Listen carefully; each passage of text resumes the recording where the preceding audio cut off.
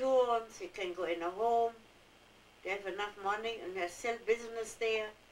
And my three brothers were still living there. And they didn't like it here. It was May, it was terrific hot. We didn't have no air condition. My mother got sick with the cold. And we weren't settled. We were in a railroad flat where it was small rooms, and we were not settled yet. And did before they came here, they had no problems in their town, apparently, with their business no, they and didn't everything? have much. They didn't have nothing to do. They didn't need permission, like to get paper or anything like that. There was free trade still at that time. In that time. And what happened when they went back? After they came back, the next day, my brother Hans got a heart attack. The day after they came back? The day after they came back, or the same day, he got a heart attack and was dead in a restaurant about a half hour from home, on a Saturday night. That was your twin brother? Where the young people concentrated Saturday night to be by themselves. This was your twin brother? My twin brother. And shortly after that was the Kristall night. They both were, especially my father was molested, beaten up. And my mother got saved from the nun in the hospital. From the nun in the hospital. From that day on, we tried very hard to get them over here. First, we had visas ready, and but the numbers, and after that, the Kristallnacht, the numbers got so high. Then we got. What do you mean by numbers? Everybody got a number to immigrate. From the United States government, you mean? Yeah, from the consulate. And we got a visa to go, that they could go to Cuba. Walter had friends in Cuba, or the Friedes, the father of Else, had friends on the consulate in Cuba, and he got them a visa. Shortly before they would have come, the war broke out between America and Germany in December, and everything was stopped. They never came out and perished in, not in, where is this, what is that called? Theresienstadt? No, the big, in Auschwitz? Auschwitz. First they were sent to Theresienstadt, from there to Auschwitz. How do you know that? We know all this. Karl went after the war to Bielefeld, where they had to move from Rittberg. They were not allowed to live in Rittberg anymore. All Jewish people in all surrounding had to move to Bielefeld, but was the biggest city in Westphalia too. And at the day he came, all the people from the concentration camps and all over came back to Bielefeld without his parents. And they told him that they were sent to Auschwitz.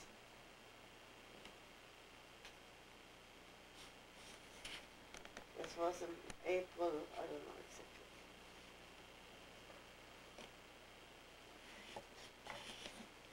All the other relatives, Uncle Hugo. After we moved in the railroad flat, the first thing we did was a new sleeping couch for 2 people.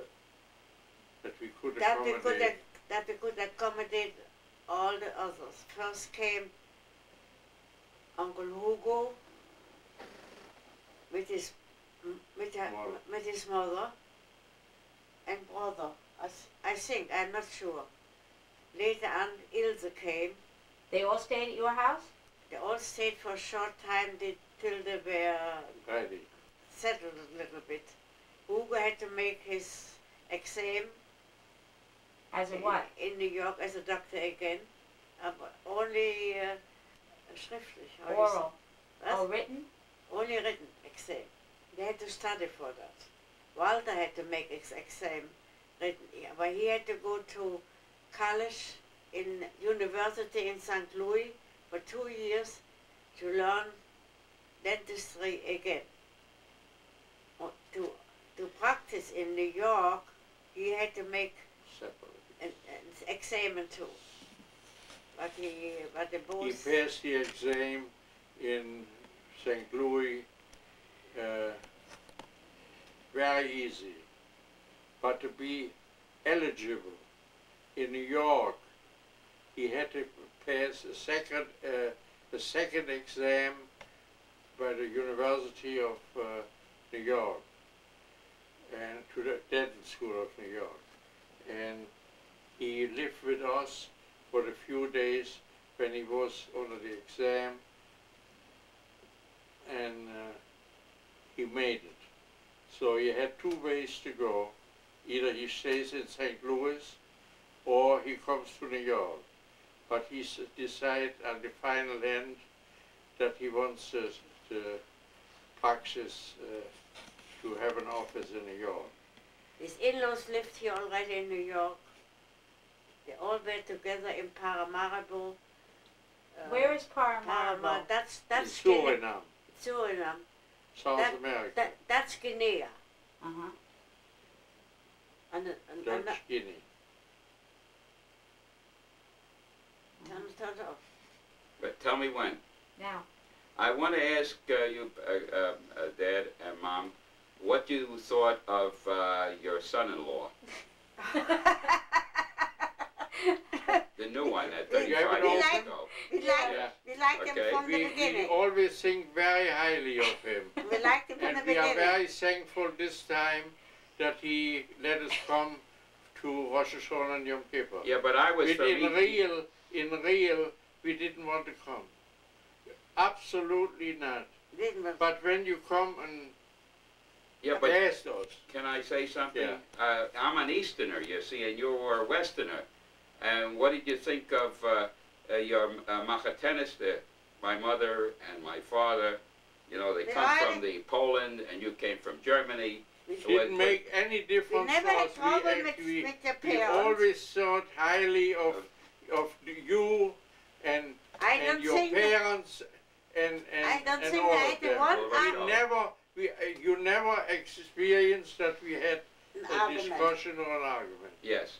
Well, I really appreciated that very much, because you are my favorite father-in-law and mother-in-law. You know that. The best there is. Yeah. All right. The one other thing I wanted to ask, and I asked that before, is that after, I don't know how long ago was it, about 10 years ago, Yeah. you went back to Germany. Yeah. And I wanted to know why you wanted to go back to Germany, under what circumstances. I will tell I you. told you many times that I always had a desire to see the grave of my parents. Right. And by making reservations for a cruise to the North Cape, From Copenhagen. Right. Okay. You know, we had a chance to stop off in Düsseldorf and go to the graves, and we saw them. Even you even remember, your son. That's right.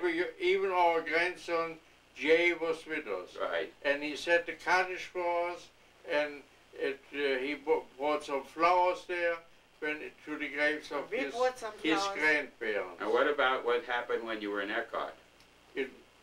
It was pleasant and it was not pleasant. Because first of all, I didn't fight my way around, because when we left, it was below 4,000. And now it is almost 40,000. So there are bigger buildings, there are wider streets. Well, what about your house that you saw and the street you Our lived in? private house was almost the same from outside. 100% the same. Only new fences around.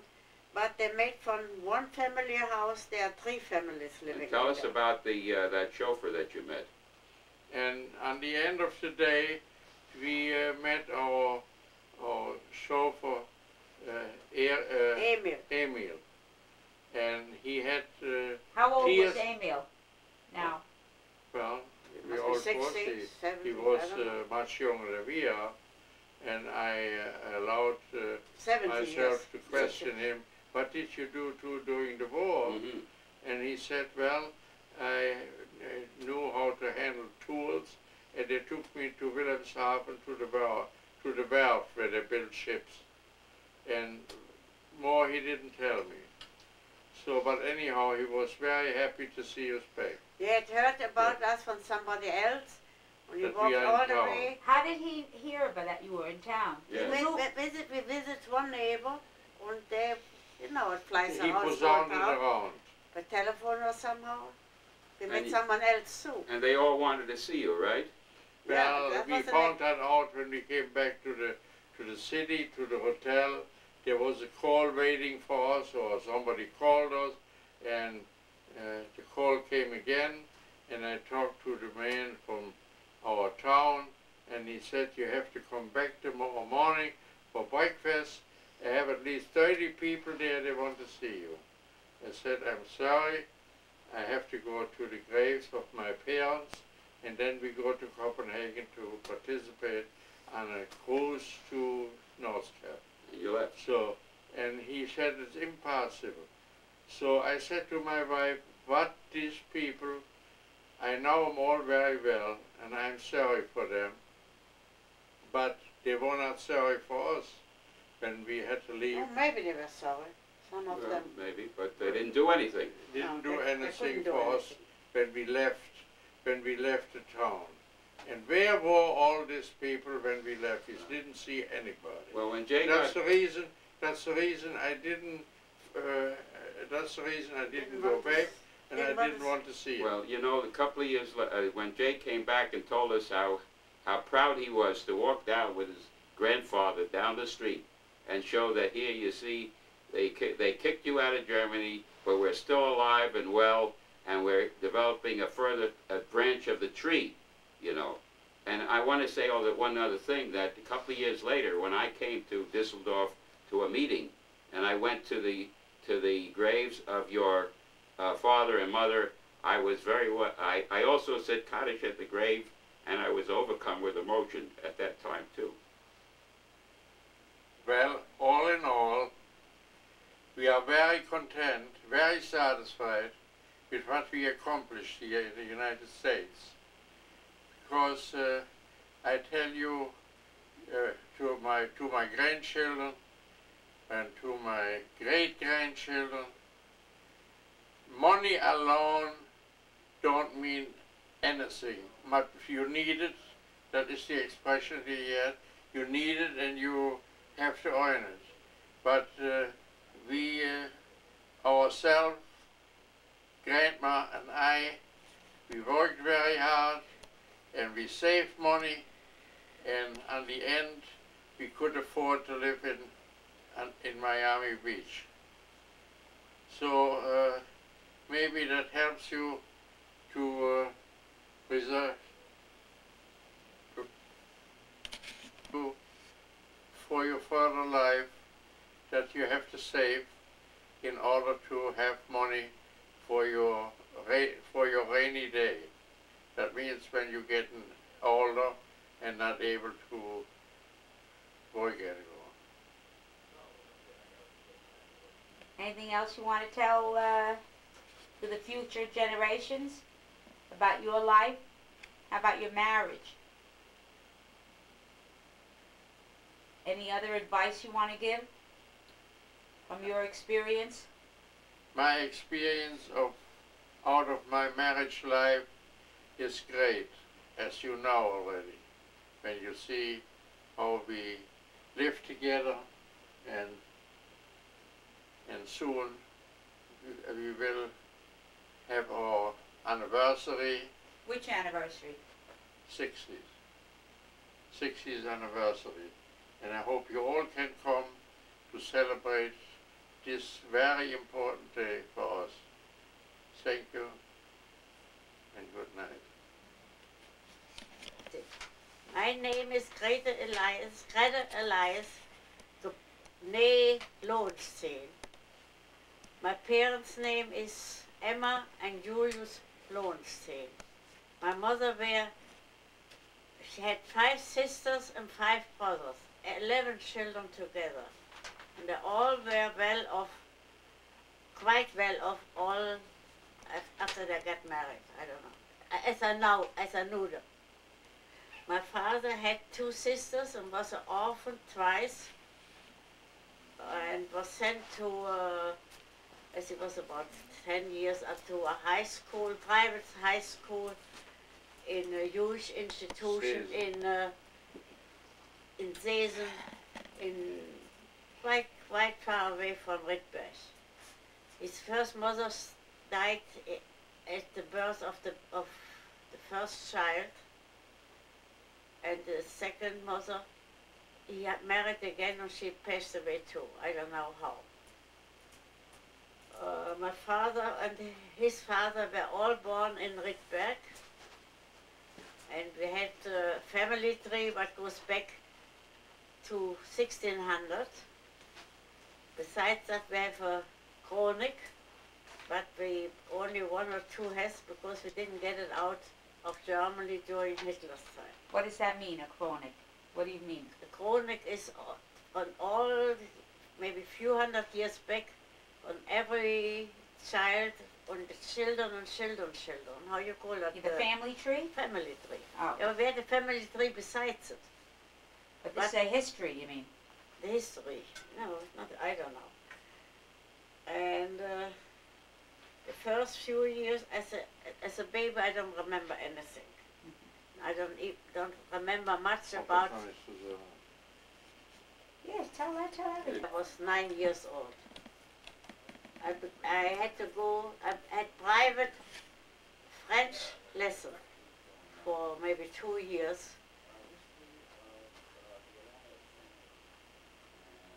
Go ahead. Oh, I didn't know. I thought you shut it off. 10 years old. I had to go. Had private French lesson, so that I did not have to go with 9 years by train to the high school, that was a few miles away. I came right away after 2 years. I came in a 3rd grade in that, and they called it Lyceum. How they call it, Lyceum? Emma? License, yeah. Lyceum or what, it wasn't, and I went there, every morning we had to get up by train and drive, first we had to walk about a mile, not quite a mile, half mile, to the station and catch the train, and then we had to walk in the place, the name was Wiedenbrück, we had to walk to the school. The school was every day from till noontime. Only once a week we had to stay till afternoon to learn needlework, sewing and needlework. Then we came back late. We had a place there where we would eat dinner. In Germany they eat dinner at lunchtime. This school went only till I was about 16 years old. Then I had to go 1 year to finish this high school. I went to another place where an aunt of our sister of my mother lived, and finished the high school there. After that I stayed home for some time, and then I was supposed to learn dental laboratory with a cousin who was a dentist in Düsseldorf. But I had to stop because I have a weak back.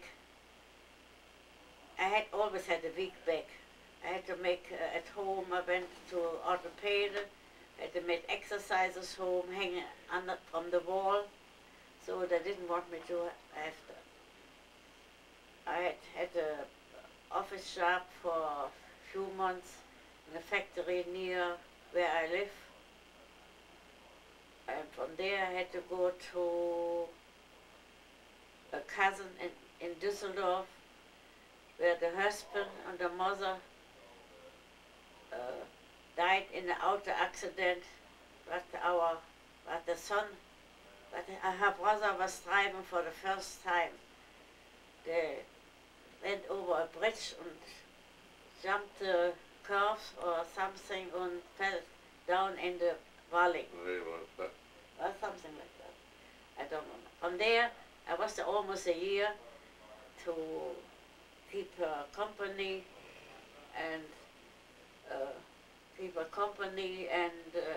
liquidate the store. They had a beautiful haberdasher store. Suddenly, an aunt, a sister of my mother, passed away suddenly in Berlin, who had a sick husband, who was maybe 20 years older than she was. So I went from Düsseldorf straight to Berlin to take care of him, keep him. And I kept the house, had a beautiful apartment. I had a wonderful time in Berlin. How old were you at that time? 26. You were 26 already? At that time I was already 20. No, I got married at 26. 24. 24 years old. So you went to help out people who needed you? Yeah, I was the only one of the many teenagers, or at that time I was already no more teenager, who didn't have a job and was free to go wherever they needed me. How come you didn't have a job? That was the job. Oh, I forgot. In the meantime, I had two wonderful one summer and one winter in Thüringen, in Germany, in a strictly kosher resort place. in a resort place, strictly kosher, under supervision, to learn something there. Like what? Maybe cooking, mostly cooking. And they had a How old were you when you went there? I think that must be 18, 19. During the inflation, when was that? 20, yeah? Maybe 19, 20 years old. And when the summer, even in winter, I went with him after the season bobsledding. With who? With the owner of the hotel. Oh. I have still two letters here where they wrote me that they liked me and so on. A resume? No, not a resume. Okay, forget about that. But on the end, I didn't have no money. I don't think I earned money. They had to send me money, as was the inflation, that I could come home. Your parents, you mean? My parents had to send me money. I don't know exactly how it was before or after, but I might have mixed up something there. From Berlin, I came straight back to Riedberg, met my Herman, got married, engaged, and married soon, and everything else you know about her. But I'd like to ask you something, to go back a little bit. Could you tell us something about your childhood and your parents? What it was like, what business they were in? My parents had... And what you did? Yeah, my parents' history or ancestor go back till 1600. You told us that already. No. Go ahead. Or even more, didn't tell in here. Das wird Chronik gesprochen und alles. House. The hall was so big that most people have the apartments. All stone floors. It was used part for storage, big rolls of paper, what they needed for the printing. The printing shop? Book printing, huh? No, big printing shop, I think. We had big factories. We had maybe 10 people who worked for us, very flourishing, till Hitler came.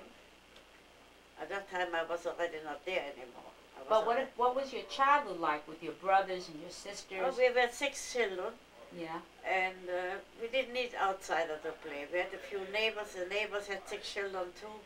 So that was the only friends or our playmates. Were your friends? People, the children on the street. It was a small street. Played on the street or in the backyard. What did you play? What kind of, do you remember anything? No. Hide and seek mostly. And were they Jewish, your neighbors? No, not Did one. you have any Jewish families in your town? We had 4 maybe. One was a bit, 2 were widows. Widows, huh? Widows. One had 2 sons, one widow, and the other had Haberdas, not a store, but I say, Clothing store? like a mother-in-law had. Oh, a dry goods store. What? A dry goods store? Dry goods store. And a millinery. Yeah. And did you have They had children, but you know, we had to go to school. There was not in between so much time till we came back for. Did you have to do any help in the house at all? Any work in the house? We always had 2 girls. You mean to help people to help, like Yeah, maids? but we went, especially in summertime, after school we had a big vegetable garden where we grew all the vegetables for ourselves and potatoes. But potatoes we had to buy besides that, maybe, I don't know how many, 10 sacks or 100 sacks. I don't know how it anymore. You ate a lot of potatoes. Yeah, we ate a lot of potatoes. And we ate, the dinner was always noontime. Besides our 6 children, we had the two maids, and we had 1 apprentice who ate 2 and slept in the house also. Apprentice to the printing trade. We had maybe 10 rooms, Uh-huh. maybe more, I don't know. Did you have any One religious education? What? Did you have any Yeah, religious? every week, once Sundays, we had to go to, mostly we walked there, maybe 2 miles. To Neuenkirchen, and later on sometimes we went by bicycle. We all had bicycles. But the religious school was very, very poor. I didn't learn. I can read all Hebrew. I was not fast. I had to learn the history and the Bible. But once a week is not enough for to learn this. And did your parents observe anything? Were they observant at all? They went always to the synagogues. We had the synagogue in the next town too. We had to go 2 miles, and there was a cemetery, our Jewish cemetery. It was a very small. The two towns were maybe together 5,000 people, and that's 1 shul. 5,000 Jews? 5,000 people. How many Jews? We had maybe 4 in our town, other maybe 6. And did you go to shul every Saturday, synagogue? No, we did not go. We go every holiday. Sometimes we had a horse waren mit the horse in front of us would bring us. We would hire a wagon for more people. How did you celebrate the holidays? Same like we celebrate here. No, not the big. We couldn't invite anymore. There was nobody we could invite. But you celebrated, what holidays, Jewish holidays, do you remember celebrating? We celebrate Hanukkah, Rosh Hashanah, Yom Kippur, Sukkot. All the holidays were celebrated. Pesach the whole week. Yeah, what did you eat? We had fleischig and milkig separate, but we did not have kosher. We ate only the meat from the further part of the cow, but this was not kosher session. We did not have kosher meat in our town. You could have get it from out of town, shipped. My mother was more religious than my father, but they all didn't observe too much. They kept milk and flesh separate, dishes and washing the dishes separate. We didn't have running water till maybe 1906. I was already born. We got running water. We took our bath in the laundry room, what was outside the house, stone house with windows, where the water was heated up in a big kettle, maybe once a week. Everybody had to take the bath there. Later on, we were one of the few in Rittberg who got hot water and a boiler, and had the bath stop in our parents' room. But we had only in the parents' room we had hot water. How was the kitchen? How was the house heated? Everything by coal. All the coal over. Coal. We did not have gas in Rittberg whatsoever. Maybe they have it today. We never had gas in Rittberg. Only electricity. Can you tell us anything about your brothers and sisters, what they did, and how, when you were little, Did they have special education, different They from you? all my brothers went to gymnasium. What were your brothers' names? Walter, Hans, my twin brother, and Karl all went to gymnasium. And in the gymnasium, the religious teacher came once a week. They had lessons in the high school. In the public high school? In public high school.